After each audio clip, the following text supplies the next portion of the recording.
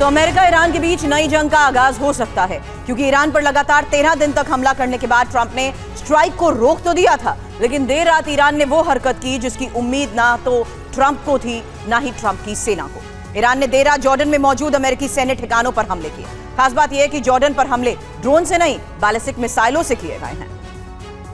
बिल्कुल, देर रात ईरान ने जॉर्डन पर हमला किया तो जवाब में अमेरिका और सऊदी अरब ने ज्वाइंट ऑपरेशन चलाया। यह संयुक्त ऑपरेशन इराक में हुआ। इराक में ईरान समर्थित गुट हूती और पीएमएफ के हथियार डिपो पर हमला किया गया। दरअसल पिछले दिनों हूती ने सऊदी अरब को निशाना बनाया था और इसके बाद देर रात सऊदी अरब ने अमेरिका के साथ मिलकर बदला लिया। जॉर्डन इराक को तब निशाना बनाया गया जब इजराइल के प्रधानमंत्री बेंजामिन नेतन्याहू अमेरिका में हैं और उनकी डोनाल्ड ट्रंप से बेहद खास मुलाकात भी हुई है। यह माना जा रहा है कि नेतन्याहू ने ट्रंप के सामने एक प्रेजेंटेशन को रखा और इसमें पिकैक्स पहाड़ी पर ईरानी परमाणु कार्यक्रम के सबूत पेश किए गए। नेतन्याहू की प्रेजेंटेशन के बाद ट्रंप यह फैसला लेंगे कि क्या ईरान पर एक और हमले के बेहद करीब दोनों देश आ गए। तमाम बड़ी खबरें होंगी आपके सामने और होगा एक्सपर्ट से सवाल, क्योंकि इस वक्त defence expert air vice marshal PK Srivastava sir हमें ज्वाइन कर चुके हैं और साथ ही इस वक्त major general VK Datta sir भी डिफेंस एक्सपर्ट हमें ज्वाइन कर चुके हैं। साथ ही मेरे सहयोगी मनीष झा इस वक्त हमारे साथ हैं। सवाल होगा इस मुलाकात के बाद लिए जा रहे फैसलों के आधार पर, लेकिन उससे पहले सबसे बड़ी खबर है जॉर्डन पर ईरानी अटैक, जहां ईरान का जॉर्डन पर मिसाइल अटैक हुआ है और अमेरिकी सैन्य ठिकानों को बनाया गया है निशाना। ईरान ने एक के बाद एक 5 मिसाइल वार किए हैं। अमेरिकी सेना ने हमलों को नाकाम किया।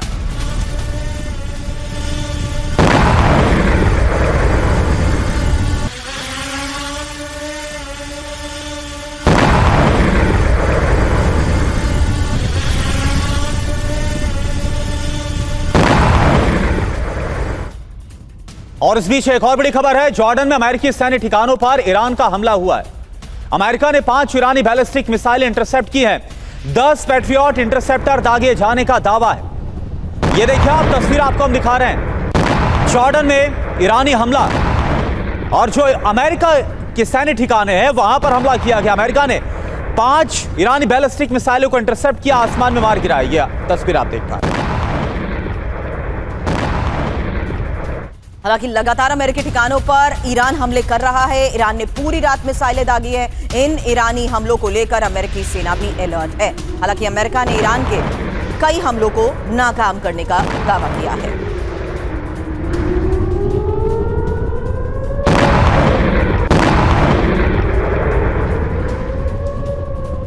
और एक और बड़ी खबर, ईरान का बैलिस्टिक मिसाइलों से हमला हुआ है। ईरान ने अमेरिकी बेस को निशाना बनाया। अमेरिकी अधिकारी ने हमले की पुष्टि की है। ये देखिए ईरान का बैलिस्टिक मिसाइलों से बहुत बड़ा हमला, तस्वीरें आपको हम दिखा रहे हैं। अमेरिकी बेस पर हमले की तस्वीरें।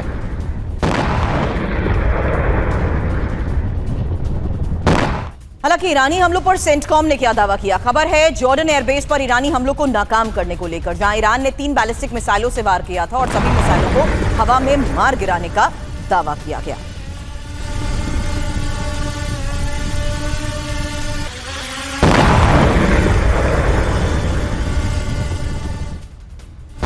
और एक और बड़ी खबर, डोनाल्ड ट्रंप के सीजफायर के बीच ईरान का पहला बहुत बड़ा हमला।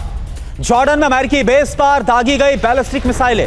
अमेरिका ने सभी हमलों को नाकाम करने का दावा किया है। तो देखिए आप, महज 3 से 4 दिन के पॉज के बाद ऐसा लग रहा था कि क्या एक बार फिर से अमेरिका और ईरान सीजफायर की तरफ रुख कर रहे हैं, लेकिन ऐसा हुआ नहीं। अमेरिका और ईरान ने एक बार फिर से एक दूसरे पर हमला करना शुरू कर दिया। ये 3 तस्वीर आपको दिखा रहे हैं। अमेरिका की तरफ से बैलिस्टिक हमले की पुष्टि की गई है, तस्वीर आपके सामने है। ईरान की तरफ से 3 बैलिस्टिक मिसाइलों से हमला किया गया। अमेरिकी बेसिस को निशाना बनाया गया। जॉर्डन के अंदर अमेरिकी बेसिस पर हमला किया गया। ये 3 तस्वीरें इस वक्त आप देख पा रहे हैं। ट्रंप के सीजफायर के बीच ईरान की तरफ से हमला किया गया, यानी कि एक छोटा सा पॉज इस युद्ध में और उसके बाद फिर से हमले शुरू।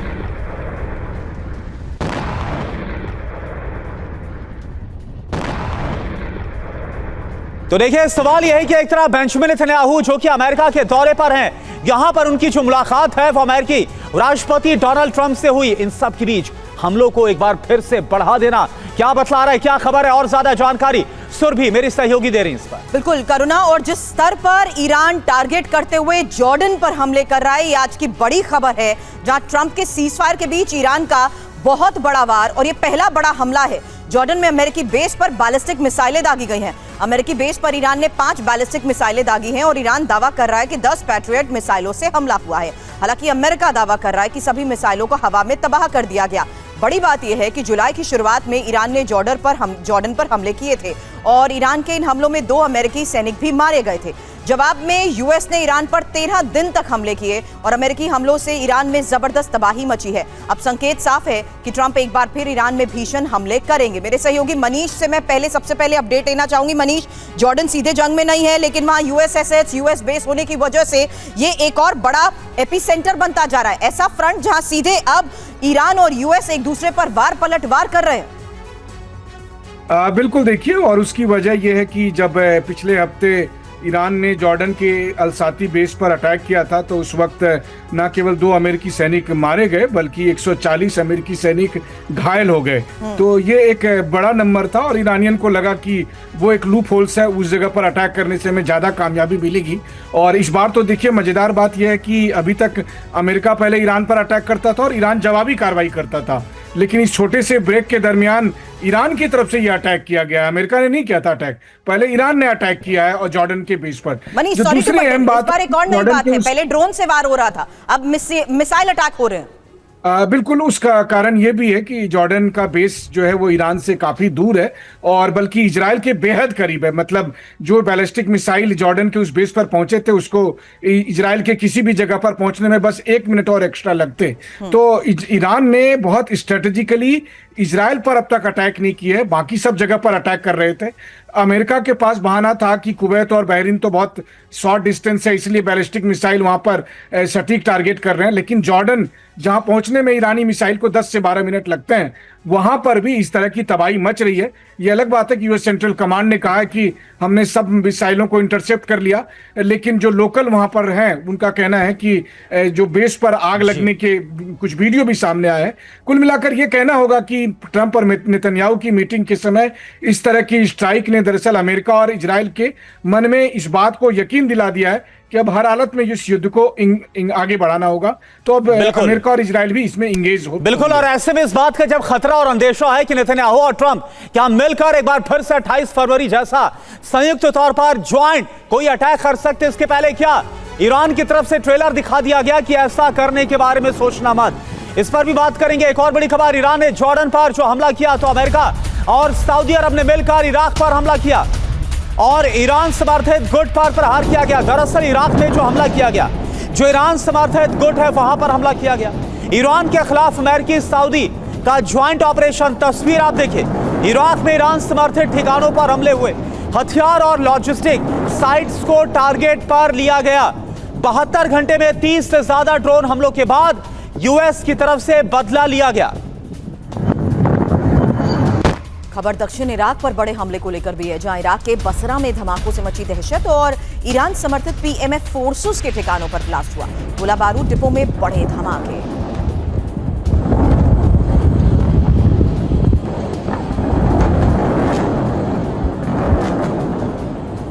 और तो ईरान के खिलाफ यूएस सऊदी का संयुक्त प्रहार, खबर क्या है ये आप जानिए। ईरान के खिलाफ अमेरिका सऊदी का ज्वाइंट ऑपरेशन, इराक में ईरान समर्थित गुटों के ठिकानों पर हमला हुआ है, हथियार और लॉजिस्टिक साइट्स को टारगेट पर लिया गया। 72 घंटे में 30 से ज्यादा ड्रोन हमलों के बाद अमेरिका ने बदला लिया। ये बदले की कार्रवाई आप ये समझिए जिसका जिक्र मनीष कर रहे थे। दक्षिणी इराक में एक के बाद एक कई मिसाइल हमले हुए, ईरान समर्थित हुती और पीएमएफ फोर्सेस के हथियार डिपो पर ब्लास्ट किया गया। Air vice marshal PK Srivastava sir, एक बात बताइए, अमेरिका और सऊदी अरब की तरफ से जो हमला किया गया वो दरअसल उस जवाब में किया गया, उस बदले की कार्रवाई के तौर पर किया गया जो ईरान ने जॉर्डन पर अटैक किया है। और यह पहली बार ऐसा हुआ है, जैसा मनीष ने जिक्र किया कि पहले अमेरिका या फिर इजराइल हमला करते थे, लेकिन इस बार युद्ध जब पॉज में था तब ईरान की तरफ से हमला किया गया। तो क्या एक तरह से ट्रेलर दिखाया गया कि नेतन्याहू और डोनाल्ड ट्रंप मिलकर कोई भी हिमाकत ना करें? करुणा, आपने बहुत अच्छा क्वेश्चन रेज किया है और सबसे पहले मैं अपने लर्नेड को पैनलिस्ट को गुड मॉर्निंग कहना चाहूँगा, बिकॉज अभी मैं अमेरिका में हूँ जी। आप जो कह रहे हैं, जो इनकी विजिट हुई है नेतन्याहू की और ट्रंप से वॉर शुरू होने के बाद ये पहली बार अब मिल रहे हैं ट्रंप से फेस टू फेस। तो ये नैरेटिव लाना चाहते थे कि ईरान अब ऑलमोस्ट ख़त्म हो चुका है, उसकी सेकंड स्ट्राइक कैपेबिलिटी नहीं है, हम उस पर अगर आप जबरदस्त एक हमला करते हैं, जिसकी बात प्रेसिडेंट ट्रम्प कहते रहे हैं, तो ईरान एक तरीके से फुली सरेंडर कर देगा। तो इस मैसेज को वो काउंटर नैरेटिव क्रिएट करने के लिए ईरान ने ये मोमेंट चूज किया कि मेरे पास अभी भी बैलिस्टिक्स मिसाइल हैं और मैं सेकंड स्ट्राइक कैपेबिलिटी रखता हूँ। आपको इसको एक बात से और जोड़ के देखना पड़ेगा। पेंटागन की साइट में जो इन्होंने इंजरीज की लिस्ट बताई है और जो अपने सोल्जर्स की कैजुअलिटीज की लिस्ट बताई है, वो एपिक फ्यूरी के अंडर लिस्ट नहीं की है। उसके ऊपर काफी विवाद है यहाँ पर। उसको लिस्ट किया है अदर ऑपरेशंस, आउटसाइड ऑपरेशंस करके। सो ये कह रहे हैं आप जो एपिक फ्यूरी में जो नुकसान हो रहा है उसको उसके अंदर लॉक क्यों नहीं कर रहे हैं। तो ये भी एक चर्चा चल रही है। ये युद्ध यहाँ पर बहुत ही अनपॉपुलर है। और इतना हो जिनकी जब पहले वो आए थे उनकी सपोर्ट जो था वो मास बेस बहुत ज्यादा था, अब वो बहुत कम हो चुका है। तो शायद ईरान ने ये मोमेंट इसलिए चूज किया है कि इनको एक मैसेज जाए कि हमारे पास अभी भी क्षमता है स्ट्राइक करने की।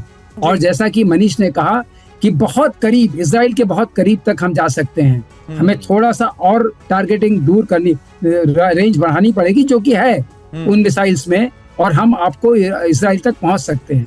ये इसका सबसे बड़ा महत्वपूर्ण पहलू है। इस बात को रूल आउट नहीं कर सकते कि नेतन्याहू और ट्रंप ने भी इसी टाइम को बाय करते हुए अगली स्ट्रैटेजी के तहत बड़े फैसले लिए हैं, क्योंकि वॉशिंगटन में नेतन्याहू और ट्रंप के बीच हुई मुलाकात के बाद ये खबरें आ रही हैं, जहां नेतन्याहू ने ईरान से जुड़े कई सबूत सौंपे हैं और इजराइल के साथ ज्वाइंट ऑपरेशन चलाना चाहते हैं ट्रंप। एक्सियोस की रिपोर्ट में इसको लेकर दावा किया गया। दोनों नेताओं के बीच ज्वाइंट ऑपरेशन पर बात हुई है।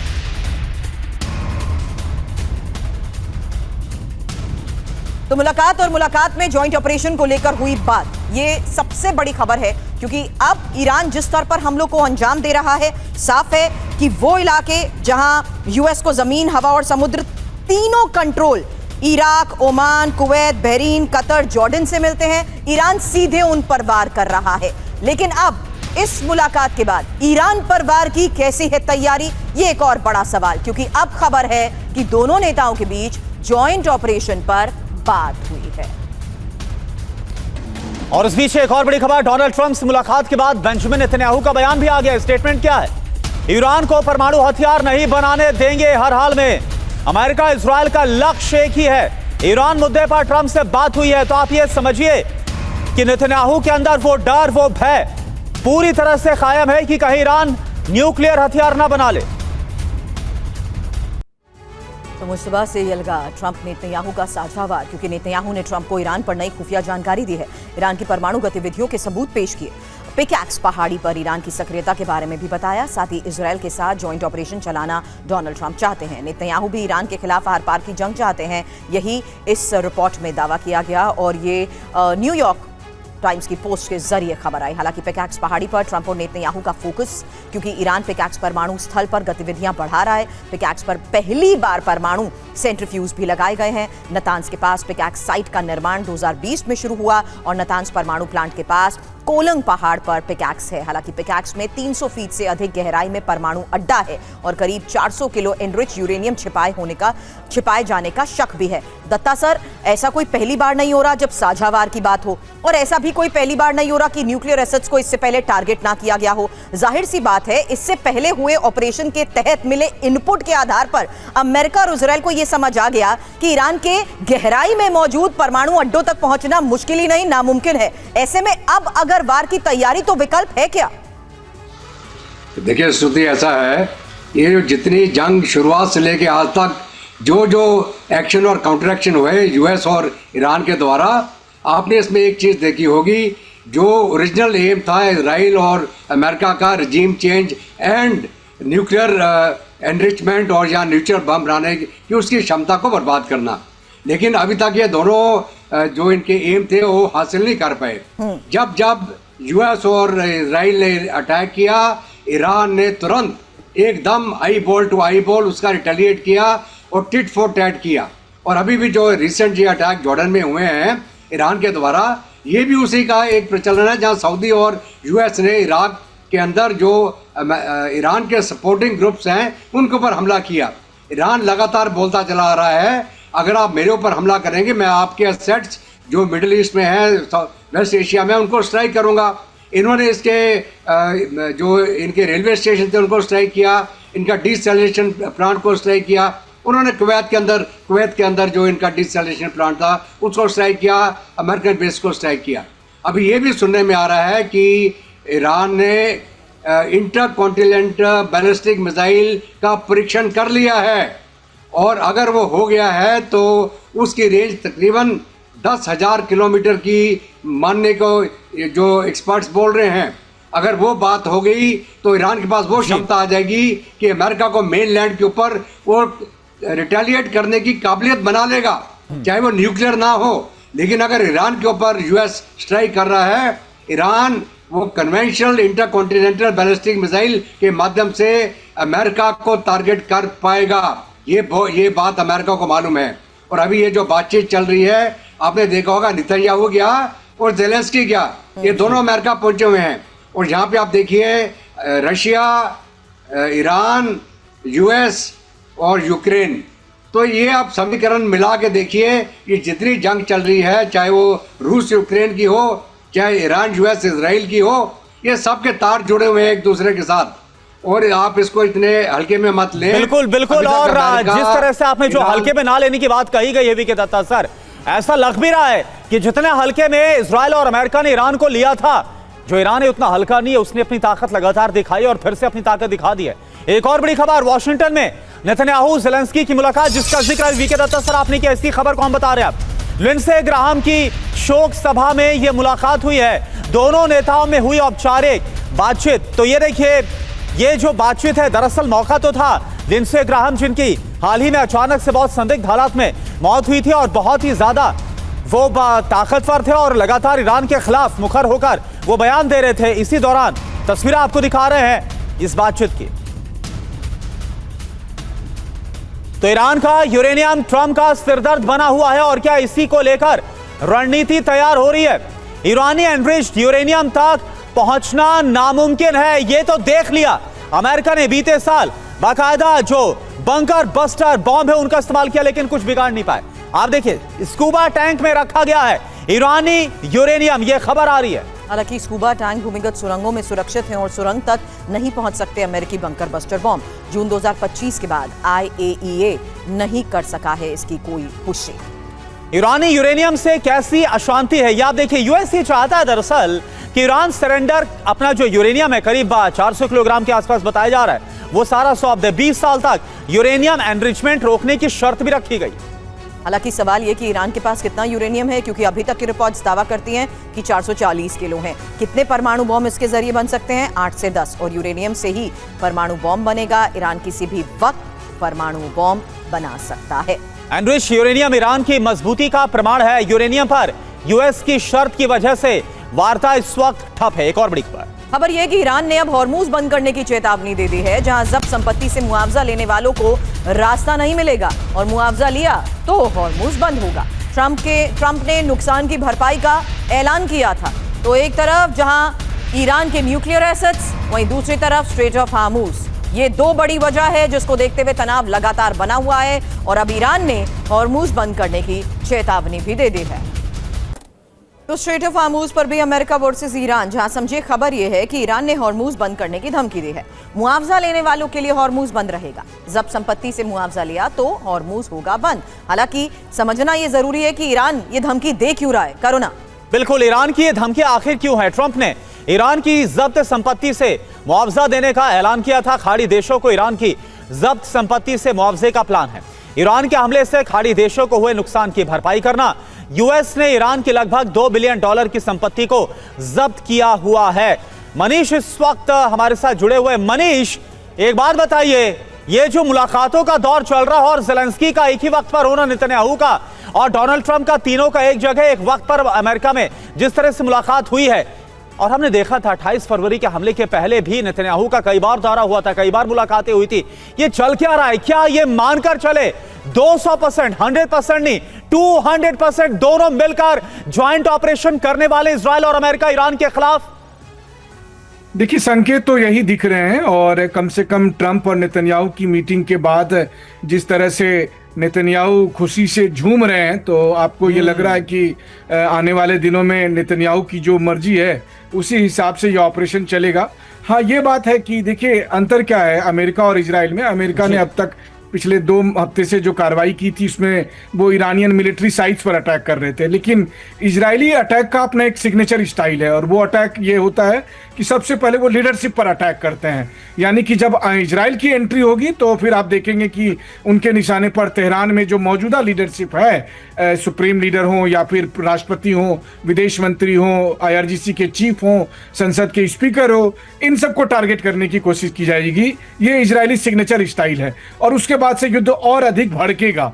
जो दूसरी बात है कि आप देखिए कि याद है जैसे इराक में कहा जाता था वेपन ऑफ मास डिस्ट्रक्शन है, उसी तरह से यहाँ पर कहा जाएगा ये 400 किलो संवर्धित यूरेनियम फलानी जगह पर रखा हुआ है, फिर उस प्लांट को तबाह करेंगे। फिर कहेंगे, फिर खुद इनकी ही मीडिया कहेगी नहीं जी वो संवर्धित यूरेनियम तो बच गया था, उसको अब वहां शिफ्ट कर दिया गया, फिर उस जगह पर अटैक करेंगे। बारी बारी से ये ईरान के हर उस क्रिटिकल और साइंटिफिक इंफ्रास्ट्रक्चर को तबाह कर देंगे जहां पर ये संवर्धित यूरेनियम के रखे जाने की बात कहते रहेंगे। जरूरी नहीं है कि वो 1 ही हफ्ते में हो जाए, 2 हफ्ते में हो जाए, लेकिन अगले 2-4 साल में वो इसी तरीके से पूरे ईरान में मौजूद इस तरह के क्रिटिकल इंफ्रास्ट्रक्चर को नेस्तनाबूद करके आप कह रहे हैं कि अगले ऑपरेशन के लिए बकायदा मैपिंग हो चुकी है जहां क्रिटिकल और इंपॉर्टेंट इंफ्रास्ट्रक्चर को टारगेट किया जा सकता है। लेकिन एक खबर इस्फहान में 3 प्रदर्शनकारियों को मिली फांसी को लेकर भी आ रही है, जहां ईरान में फांसी के बाद बवाल हुआ। प्रदर्शनकारियों पर सुरक्षा बलों ने गोलियां बरसाई, फांसी का विरोध करने वालों पर गोलीबारी और इस्फहान में ही प्रदर्शनकारियों को देखते हुए गोली मारने के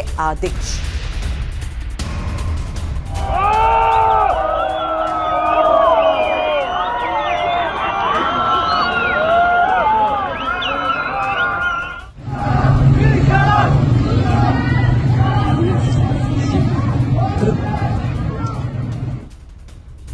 और एक और बड़ी खबर, फांसी के विरोध में इस्फहान से हिंसा का एक और वीडियो सामने आया है।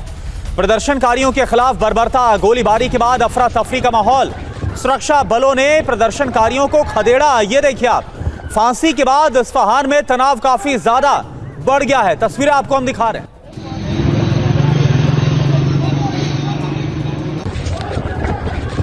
खबर क्या है, 2 विद्रोहियों को मिली फांसी को लेकर खबर है और ईरान में फिर बवाल, क्योंकि खबर यह है कि प्रदर्शनकारी अमीर हुसैन और सिपाही को सजाए मौत, जबकि इस्फहान प्रांत में ही दोनों को फांसी पर लटकाया गया। जनवरी में हुए प्रदर्शन का चेहरा थे दोनों विद्रोही। और फांसी के बाद ईरानी सत्ता के खिलाफ गुस्सा भड़क गया एक बार फिर से। दलील, वकील और सबूतों के बिना फांसी दी गई, ये कहा गया। एक और बड़ी खबर आपको बताएं, ईरान पर डोनाल्ड ट्रंप का आर्थिक अटैक और तेज हो गया है। प्रतिबंधों से ईरान की अर्थव्यवस्था की हालत काफी ज्यादा खराब। ईरान में गहरा गया है पेट्रोल का संकट भी। बैंकों पर दबाव के साथ फंड की भारी कमी महसूस की जा रही है।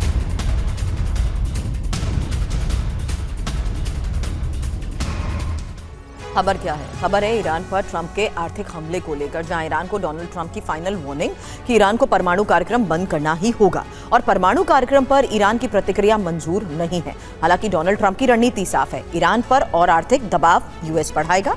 आर्थिक के साथ साथ सैन्य दबाव पर भी जोर दिया जा रहा है। ऐसे में आगे क्या होगा, इसी को लेकर एक्सपर्ट से हम सवाल कर रहे हैं, क्योंकि आगे संभव है अमेरिका और प्रतिबंध बढ़ाएगा, नाकेबंदी जारी रखेगा, ईरान के तेल निर्यात पर शिकंजा और कसेगा, साथ ही परमाणु वार्ता पर दबाव और बढ़ेगा और क्षेत्रीय तनाव और बढ़ने की भी आशंका। और एक और बड़ी खबर, ईरान जंग पर डोनाल्ड ट्रंप का बहुत बड़ा दावा, ईरान की सेना लगभग तबाह। डोनाल्ड ट्रंप ने फिर से एक ऐसा ही बयान, ऐसी स्टेटमेंट को रिपीट किया। ईरान ने वार्ता की गुहार लगाई है। ट्रंप यह भी दावा कर रहे हैं जंग में अमेरिका की मजबूत स्थिति है। डोनाल्ड ट्रंप ये दावा कर रहे हैं। अब सवाल यह है कि जॉर्डन में जो हमला किया गया मिसाइल से, क्या वो इसी वार्ता की गुहार वाला मैसेज था क्या? डोनाल्ड ट्रंप को एक बार फिर आपने सुना, जिन्होंने ये साफ कर दिया कि बातचीत नाकाम रही तो कड़े हमले करेंगे। डोनाल्ड ट्रंप ने ईरान को एक और मौका दिया है, कूटनीति फेल हुई तो ईरान पर संपूर्ण प्रहार होगा। बिल्कुल, होर्मुज पर ईरान के रवैये से ट्रंप बहुत ज्यादा नाराज हैं। वार्ता फिर शुरू करने को कुशनर, विटकॉफ काफी ज्यादा एक्टिव है। ईरान मुद्दे पर ट्रंप तेजी के साथ फैसला लेना चाहता है। हालांकि यही रिपोर्ट्स में बड़े दावे भी किए गए हैं और यही आज की भी बड़ी खबर है, जहां देखना यह होगा कि अमेरिका में किस स्तर पर हुई नेतन्याहू और ट्रंप की मुलाकात के बाद सैन्य विकल्पों को देखते हुए फैसले लिए गए हैं। सवाल हमने एक्सपर्ट से भी किया। ईरान लगातार हमलों को अंजाम दे रहा है, दबाव बनाने की कोशिश कर रहा है, ऐसे में आगे होगा क्या, यही हमने एक्सपर्ट से जानने की कोशिश की। आपने हमें वक्त दिया, उसके लिए बहुत बहुत शुक्रिया आपका।